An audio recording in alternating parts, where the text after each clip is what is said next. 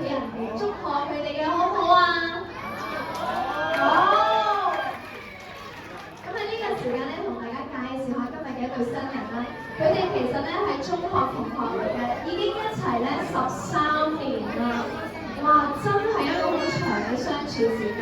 但係咧，佢哋咧都不忘咧去欣賞對方，因為佢哋咧首先講下 Ronald 中意阿老哥啲咩啊？首先梗係中意佢個笑容甜美啦，成日都笑，而且咧好開心嘅，永遠都唔怕咧冇話題，同佢傾偈咧總係唔會悶㗎。而調翻轉啦，阿 Ronald，老姜咧亦都覺得阿 Ronald 咧佢係非常之細心啦，亦都係會事事咧將以佢為先。每一次咧老姜講嘅嘢咧，無論係事無大小，其實咧 Ronald 咧都記得，都好上心嘅。而佢哋兩個其實咧一齊咧13年啦，總會有一啲咧相處嘅一啲小奧妙啦。其實佢哋兩個無論生活幾忙都好啦，佢哋嘅大小事都會同對方溝通分享，確保咧對方都係佢哋嘅生活嘅一部分。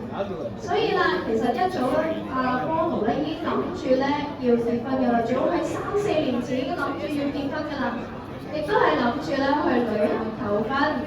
不過奈何疫情關係啦，咁就拖咗一段時間，冇辦法啦。咁咧，但係 Ronald 咧好有心，佢揀咗喺今年嘅1月1號，覺得啦，新一年新開始，係時候咧都要俾一個新嘅名分身邊嘅另一半。所以啦，咁咧佢就同一個朋友咧夾計，就話啦，佢咧要移民咯喎，咁不如請阿 Noel 咧一齊去酒店玩翻晚，當係送別派對啦。咁但係其實咧嗰陣咧 Noel 打開門入到去，咦？點解見到自己嘅屋企人同埋好朋友都喺入邊咧？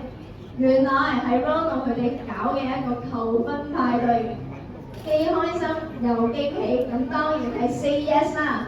所以咧，今日咧，咁啊一對新人咧就喺我哋嘅一個尖沙咀嘅南海1號咧就舉行咗證婚儀式，正式成為夫妻啦。咁而家咧就請大家嚟到咧，就宴請大家今晚飲得開心啲，玩得盡興啊！咁喺我哋咧見我哋一對新人之前咧，佢哋都預備咗條成長片段俾大家睇嘅。